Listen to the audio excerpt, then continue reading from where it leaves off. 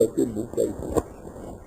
Even if the laws made by man are such that every law gives various interpretations to everybody, even that law is not capable of being followed. Much less the laws as we believe them to be from God. So that can't be the thing. It is not the thing there. They don't to stick to Quran itself. I say either they list their own opinions with it, or authorities outside the Quran, which they call them the traditions or the Sikha, as you all understand them. So if or the tafsir, the commentaries written by the various scholars or whoever they are, they don't constitute any authority. Even what I say is not an authority. I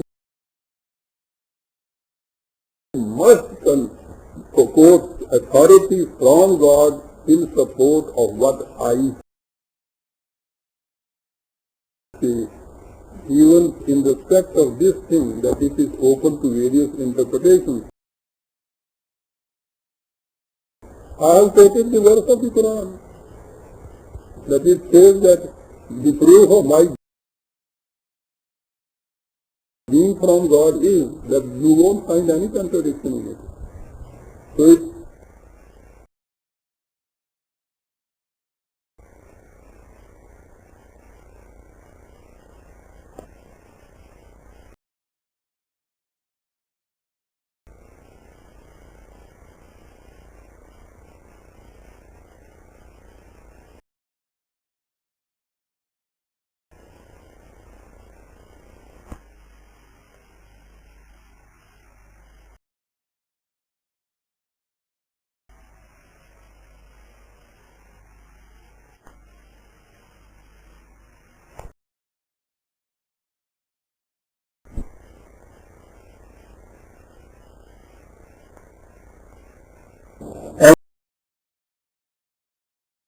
and they were collected without any written material before,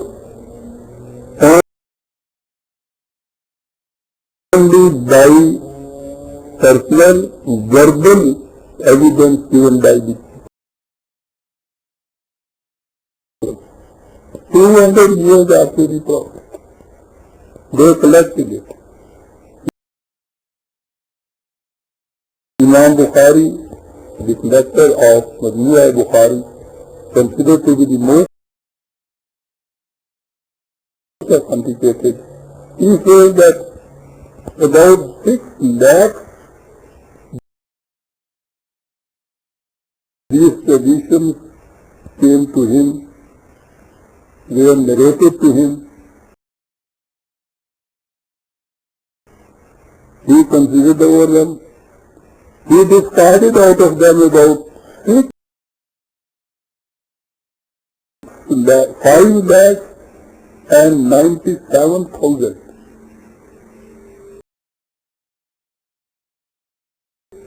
And accepted only 3,000 of them. What was the criterion for him to reject those and to accept these? Only his opinion. So what we call or what they call now the sunnah of the Prophet or the tradition of the hadith of the Prophet is nothing but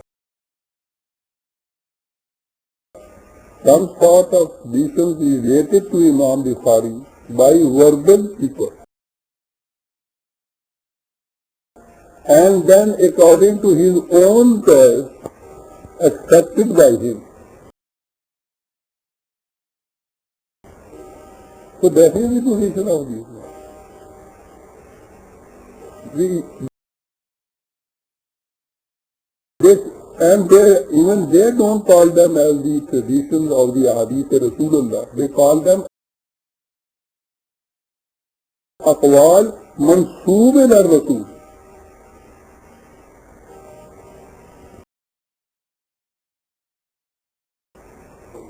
This is the authority of that one. And secondly, even Rasulullah has enforced the principles and laws of Quran according to the requirements of his own time. According to the conditions prevalent at that time in that society.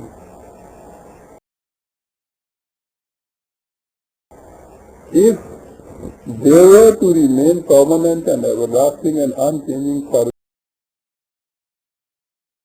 the whole of the for the entire mankind, everlasting till the last day,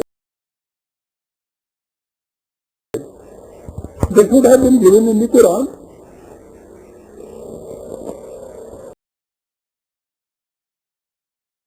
When the Quran says that whatever is required for the mankind, we have given it here.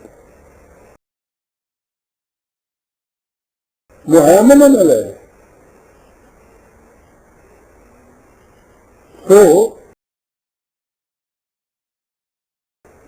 it is not that somehow or other God has, as it is laid down in some tradition, that God has forgotten to lay down these things in His book, and then they were laid down by the messenger of the God, and even Rasulullah did not have them written, did not have them collected, didn't have them compiled. Even the Khulafai Rashidin, they never did it. And they were done for the first time 200 years thereafter. So they can't be permanent, unchangeable authority for Islam. The authority unchangeable will be Quran, and all other things out of the Quran we will examine in the light of the Quran. Out of them, whatever is according to in conformity with the Quranic injunctions or principles, we can say that they can be of Rasulullah, and then we will have